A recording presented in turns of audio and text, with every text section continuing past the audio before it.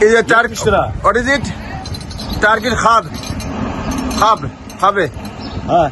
Coffee. Kafi. Coffee. Kafi. And you are grinding it. Kafi. Yes? Kafi.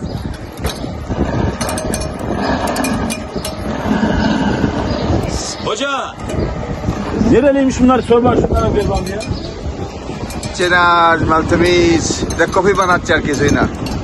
Banache 150, 200, 250. Salam alaikum.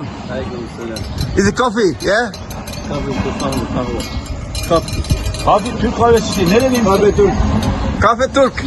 Turkish coffee. Nereliymiş sor bak. Pakistan mısın? Bangladesh.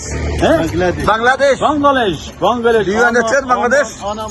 Bangladeşlisin. Bangladesh. Bangladeş. Ha, dur lan. Dur bir dakika lan. Dur. Okay. Dur. এই স্পাইসের দোকান এখানে কফি বানাচ্ছে এই দেখেন তেজপাতা বুঝলে বুঝপাতা না বুঝলে তেজপাতা বিভিন্ন ধরনের এটা হচ্ছে কি বিভিন্ন ড্রাই ফ্রুট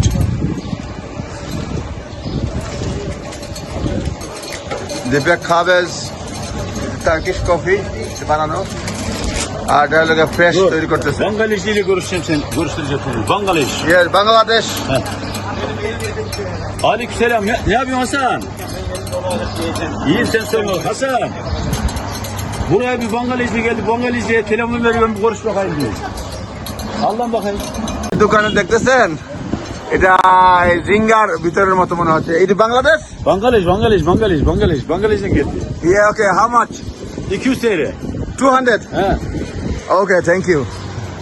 এই যে স্পাইসের দোকানে আসছি এখানে কফি ভাঙ্গা বিক্রি করে ইজাল এই দেখেন Bak gel.